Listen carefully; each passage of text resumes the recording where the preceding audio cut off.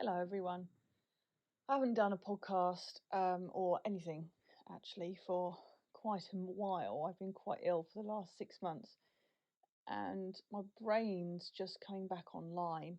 Um, so I thought I would do this, and it's relevant to me, so it's more easy to talk about because it's happening every day in my life now. Um, I've gone from anyone that's seen videos and stuff. I've obviously was a very able person, and I've gone from doing dog training and gym and stuff like that to now I can't walk more than a few steps without sitting down having a rest for 5 minutes. So because of this, I have bought a mobility scooter earlier in the year, which I was staving off for a long time because of the stigma, and also I thought, will it make me worse? Will I be able to do less once I'm in a scooter? Will I never come out of it again?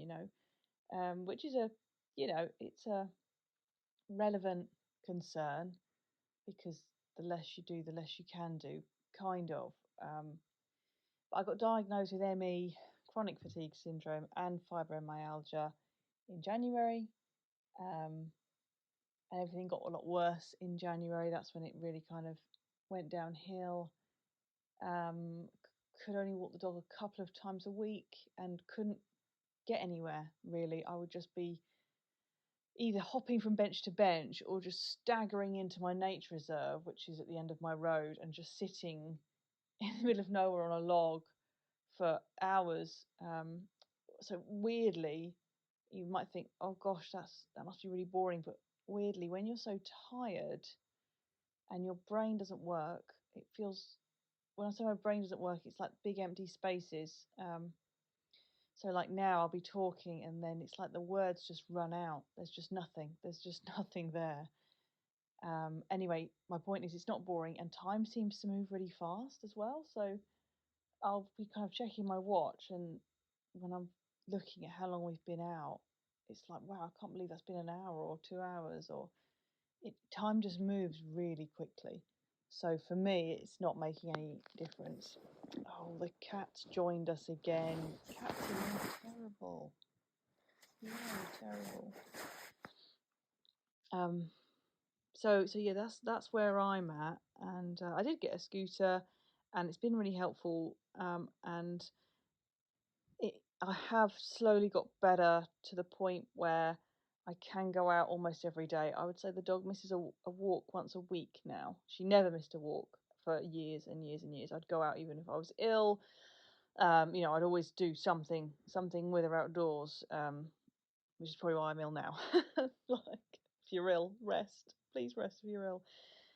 But it's good because it means I can go out, and what I did was I set a timer, and I just went to a park where I know it's all tarmac. It's just down the road. There's a park, and we just go whizzing around there. And I started at 40 minutes, and now we're up to 55 minutes, which isn't a massive improvement, right? But the point is, it's still an improvement, and those are the kind of things that I'm looking at now. That's kind of how I improve. Like I can kind of, in January I couldn't even read. I just couldn't do it. It's just I couldn't focus on the words. Whereas now I can start to read fiction books, little bits at a time. So there is improvement. It's just hideously slow. But I wanted to talk about really because obviously I train Flick with this, and if you go on my TikTok and Facebook, there is a video on there of her kind of trotting like next to the scooter. So I'm just going to describe the process that I took to get her used to it, because that's obviously very important. And it's not, you can't just like wham bam, here we go. You can't pretend the scooter's a person and just off we go, because it's not a person. It doesn't react like a person. It's not as tall as a person. The position of the lead is going to be different. It doesn't move like a person either. I don't know about other mobility scooters, but my one doesn't have brakes. It just slows down. So if you want to stop, you just release the accelerator and it slowly grinds to a halt. It also can't turn very well, and it hasn't got the mobility of a person. So if you want to get out of the way of someone else, so if you have a reactive dog, you might want to cross the road or step aside for the other dog, which is what I'd normally do, or I change hands a lot with Flicker just to make sure she's on the best side for her, because she's scared of traffic and she doesn't like other dogs. So we're always chopping and changing. You can't do this in a scooter, not very easily.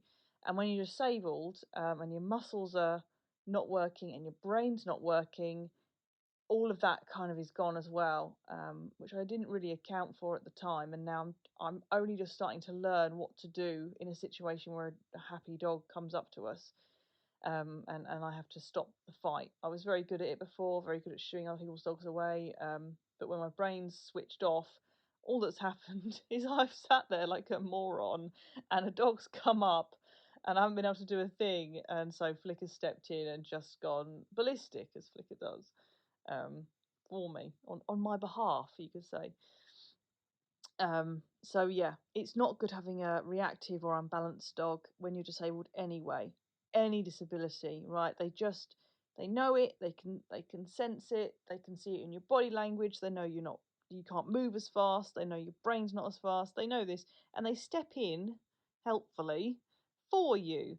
If you've got a nervous dog or a territorial dog, what this basically means is that they see more danger or imagine more danger than other dogs do, and this is a problem if they see you as vulnerable, right? So Flicker's reactivity has got a lot worse, which is a right pain, highly embarrassing, highly stressful, whatever. I just have to put up with it. I can't get her happy about seeing dogs. What I do focus on, and a lot of my training is like this, I focus on dogs listening around things they're not happy with, right? So it's quite hard to get something happy with something, whether it makes a very loud noise, whether they've had a bad experience, or in my case, because it's so busy where I live now, it's mad.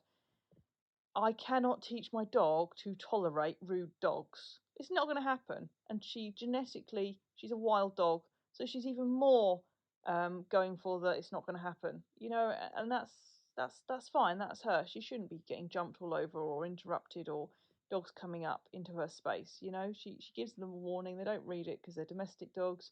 They come into her space and then she lets them have it. There you go. Anyway, that's where she's at. So it's not ideal that I'm disabled. Another thing she was doing, which is slightly irritating, is that I would go into, some lovely woods or something, find somewhere quiet, sit down, and she likes kind of going around in bushes and seeing if she can, find a fox, and which she very, very rarely does. And do you know what I mean? Like, she's just flushing and having the time of her life. However, since I've become really ill, she doesn't do this. She barely moves from my side, and she'll go one step further. She'll climb the tree that I'm in, as long as there's a low main branch, and she will sit above my head. Um, if you've ever listened to my other podcast, height is really important with dogs. As soon as they get any height, they feel much more important. They feel they don't need to listen to your rules. They can make their own rules up, blah, blah, blah. So this isn't good. So she sits above my head, and I'm just sitting there all dopey, can barely see, or I'm barely sitting up a lot of the time. Sometimes I just find trees and I'm lying there. And then she's like got her binoculars out and he's scanning, constantly scanning. Instead of exercising, instead of being calm and just doing her own thing, she's scanning. And the moment she sees someone, she will leap from the tree, which could be 4 foot up, right? She will leap from the tree and in a massive angry noises, like throw herself full on at this dog. Though she does wear a muzzle, and like I said, we try and keep ourselves out of the way, but it's so stressful. And she didn't she That's the contrast to where what we were doing was walking in giant parks like Moat Park, where it's all busy. She's off lead and she's walking past other dogs and they're off lead, and as long as they don't come near her, if they just walk past without looking at her, she just leave them alone. That's where we were at. And occasionally a dog can have a sniff of her as well. That's where we were at. Now we're at, she will just chase anyone. She kind of sets up a territory of where we're sitting, and she'll chase anyone off within 20 meters, which is not good. It's not good. It's annoying. It means that I've got to stay on alert basically, the whole time.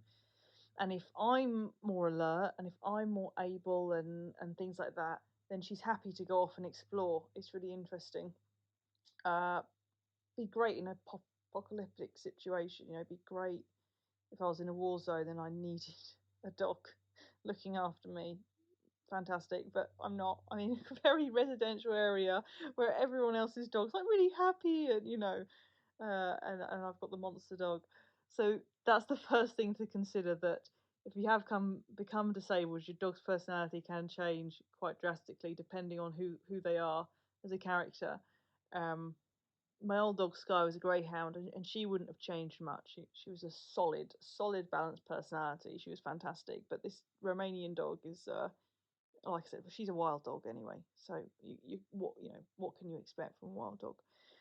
Anyway, going back to how you would train with a mobility scooter, which is what I really want to talk about. If your dog is completely untrained and runs away, don't try and train it with a mobility scooter. Your dog needs to already have a like absolutely ace foundation. Yeah, so Flicker already didn't pull on a lead, had fantastic recall, like to the point where she loves chasing cats, right? She gets so angry about cats, even though we have a cat. She gets furious with cats, but I can call her off a cat. So if she's going towards one or if she's seen one, as long as I say no, and it's got to be quite a loud no, she will come off of it. So she is ace with her recall. So you can't have a dog pulling and you can't have a dog just running away unless you're obviously going to keep it on a lead. They've already got to be in tune with your commands. They can't be doing their own thing. And to be honest, I would say that pulling's probably more of the problem you've got to sort out, because recall, if your dog doesn't have recall, you could just choose not to let it off. And the good thing about a scooter is that the minimum they go is 4 miles an hour, which is kind of like a trot for a dog. So if you really wanted to, you could just find somewhere kind of flat and empty and just go up and down as though your dog's on a treadmill, while they're trotting next to you, and that will wear them out enough. If they're a big dog, you can get a backpack for them as well. That will really tire them out. But the pulling is difficult. Pulling, it is disrespectful. It is something that's taught, because it's when pressure is applied on the lead, usually by the dog. I'm not saying that you're applying pressure on the lead, but it's learnt very early on with almost all puppies. They apply pressure as they do their first walk, and the owners yield to this pressure, and they move a step forwards, and they move a step forwards again, and the dogs learn to move forwards. They must pull. So you really have to sort that out first. And it's going to be very hard with a scooter because, like I said, it doesn't move like a person. Um, and oh yeah, and disclaimer, by the way, I can almost guarantee you're going to end up running your dog over. So please be careful if you've got an elderly dog or tiny dog or a dog, that's got tiny frail limbs, because you will run them over. Even Flicker, she's highly sensitive, so she hates noises. So as soon as the scooter makes a noise, she's like, "Oh, what's that? What's that?" She's like jumping around hysterically, right? So she's very alert to it. She's very sensitive. She doesn't like getting in the way of anyone in the house. In fact, if she's running excitedly towards a door and you suddenly appear at the door from the other side and she skids to a halt, she will actually scream, um, as though you've stabbed her. It's quite a insane scream. She will scream without being touched because she does not like being touched. So she's very sensitive, and even she has been run over. Is my point, and she's highly intelligent too. I've run her over twice. I knew it would happen. Actually, I was really worried because the scooter's quite heavy. I thought, if I run her over, I'm going to break her toe at least. But nothing. So that's quite good. So the dogs are more robust, than you think. She didn't even limp. She just obviously made a horrible noise, and I'm like, oh God, no. But she was fine. She was fine, but you will end up running over your dog at some point. The dog has to respect the scooter because of this, because the scooter is hard to control and it's heavy and it's dangerous. The dog has to respect it. And the only way you can get a dog to respect the scooter is you've got to teach the dog to get out of the way. So things like when I first started with Flick, I just had her on. I put 2 leads together, so it's an extra long lead. I'm trying to think how long it would be. I would say at least 2 meters, right? So this allowed her full freedom. I put the scooter on as low as it could, and I just walked with the scooter. So I had the lead in one hand and the scooter in the other, and just walked up and down very, very slowly so that she could get used to, because she's scared of traffic, and the scooter counts as traffic, right? It's harder than, I would say, a normal dog to get used to it. But when she realised that if she stayed in one kind of lane, the scooter would stay in its lane, like you could walk parallel, she calmed down a bit.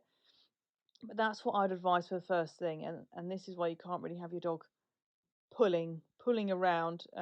They've got to be able to do their own thing, but not pull the scooter or you. Otherwise, you're not going to get anywhere. They've really got to respect that the lead is finite. The lead does not give. You know, it doesn't give way. It's not anything like that. The lead at the end of the lead, that's the end. And that's where I started with her, and then very quickly, once she calmed down off that, it was much easier for me just to sit in the scooter. One, because I'm really ill, but also it was easier to steer the scooter while sitting on it, if that makes sense. They're very delicate scooters. If it goes over an acorn, the steering wheel will literally hit a 90-degree angle. It will spasm out of my hands and we will go whizzing in any direction. They're not as stable as you think when you see them on the roads. They can be quite hard to control. Um, so, Flicker had to get used to that as well. Her main concern was the noise. It makes a lot of rattling over drains and stuff like that. But I just started very slowly. Um, and the first thing we did was I'm very lucky, there's a park down my road with only one slide, so nobody ever uses it. But it's like a whole netball court, so it's all flat. And we just went there, and I kept her on the outside, and I just did these very big circles, and she's voice responsive. So occasionally, she's a bit of a weaver. Some dogs are weavers, and it's a tactic, and it's naughty, and you should not allow it to happen at all.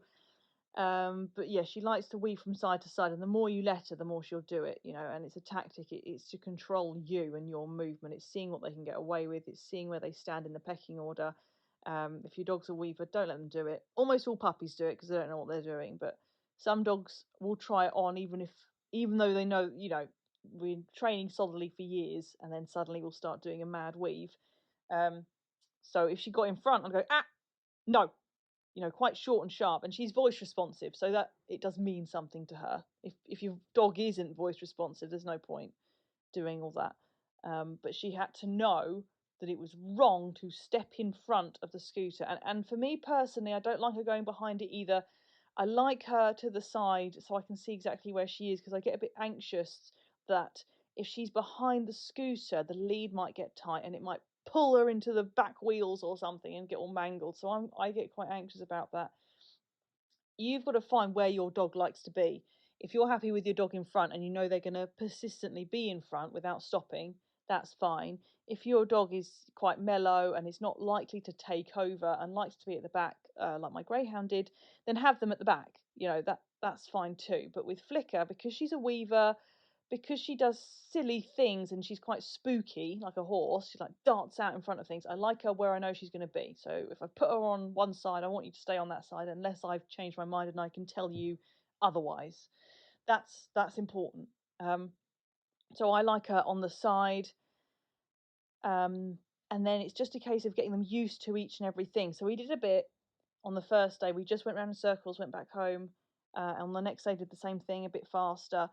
And it's very important when you're doing this, especially if you're working with a nervous dog, you can't progress in a day. When I do training sessions, I do, because I try and get as far as I can with the dog, and without trying to pressurize them. But we do, you know, push forward as much as we can. But I also want to show the owners as many steps as I can in one session, so they don't keep having to, book more and more and more.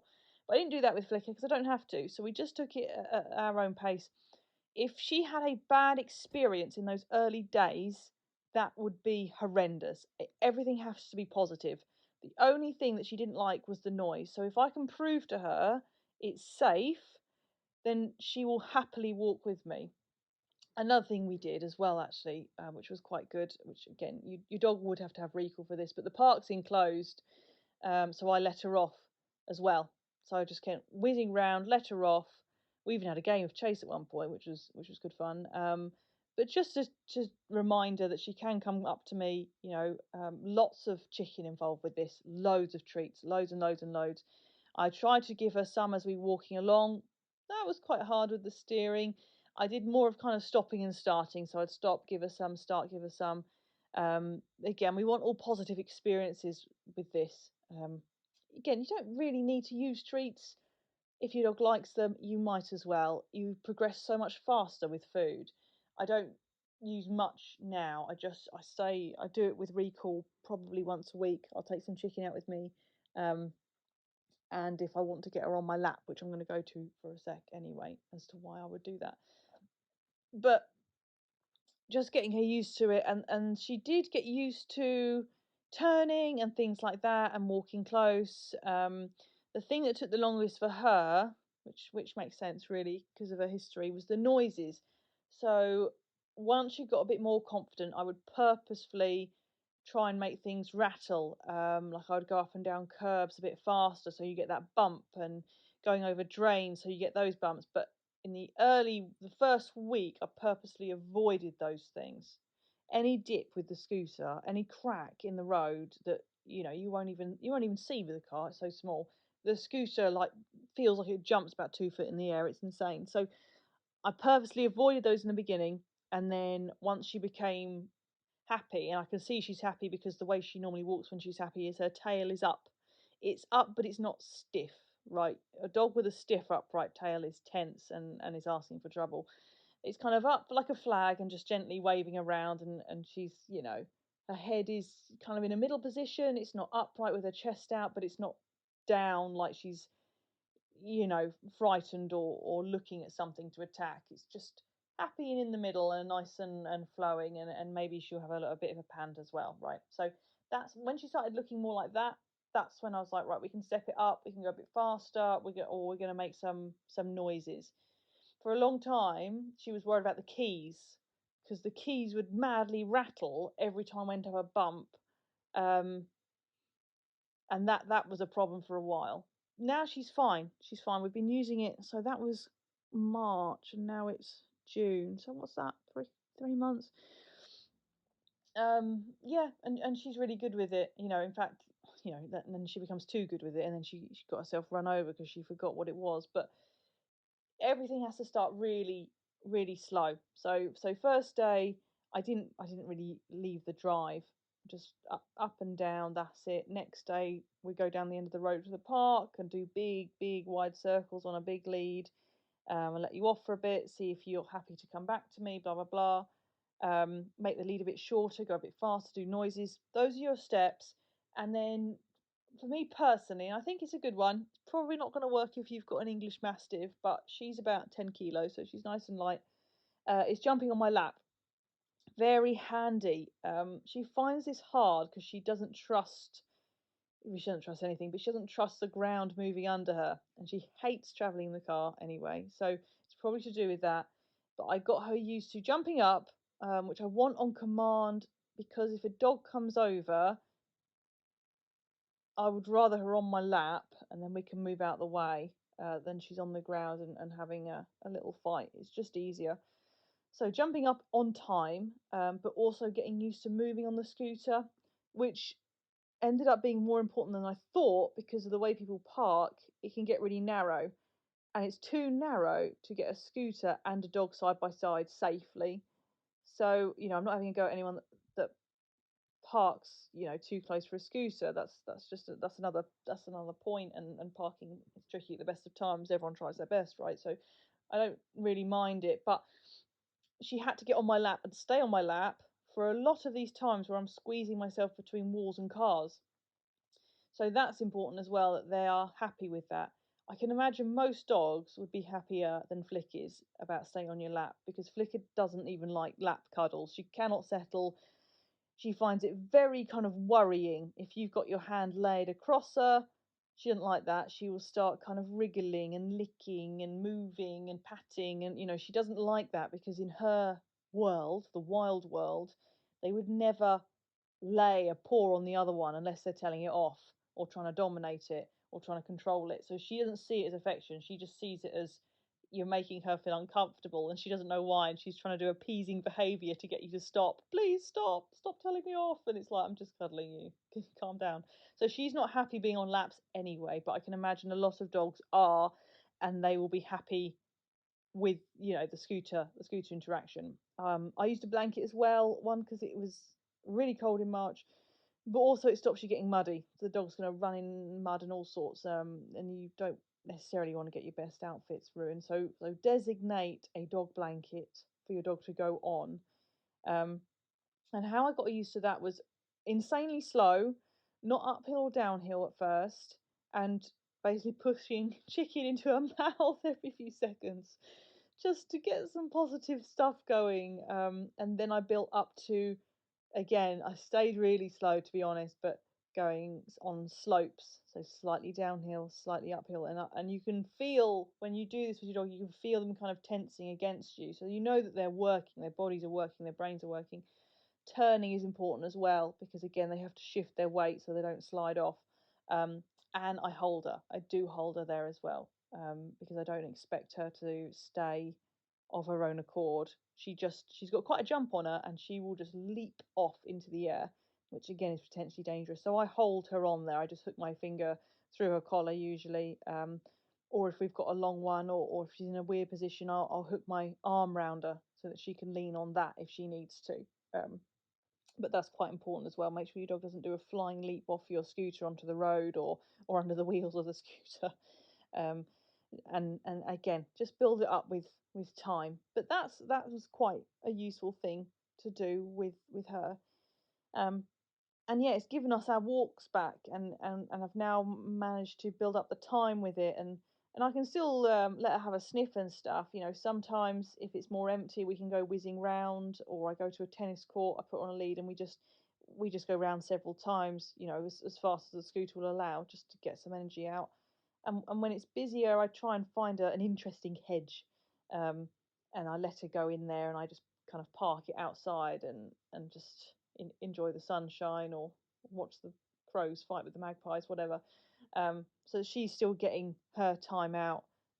Currently, I'm up to a level where I can't walk up and down slopes or hills, but I can walk a little bit on the flat. So I'm now at the point where I can drive the scooter to the nature reserve, and then I kind of stagger into there and sit down for a bit and up for a bit and sit down for a bit. So hopefully I won't need the scooter forever, which would be good.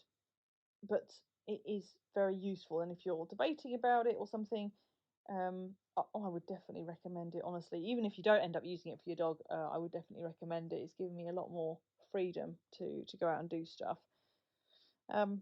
Yeah, but yeah, have a go. I highly recommend you look up videos. If you can't get a train around, I mean, there's not many that specialise in stuff like mobility scooters. I definitely can help with that though. It's for me that kind of thing just fits in nicely with the other stuff that I do. But I would definitely look up videos. You need visuals of how you can see and what you're doing. But yeah, hope that helps. You've been listening to Tilly the Dog Behaviourist from Fawn Dog. For our full list of services, please go to fawndog121dogtraining.co.uk. We do home visits and telephone consultations now too. Videos can be found on our Instagram, TikTok, and Facebook page. And I've just started a new podcast which goes deep and personal into the home visits that I do. And this is all about the specifics. So it's not general programs, it's why use what technique for what particular dog, their age and breed, personality, all comes into it. So go and check that out. It's subscriber only, but it's only $3 a month. Thanks for listening.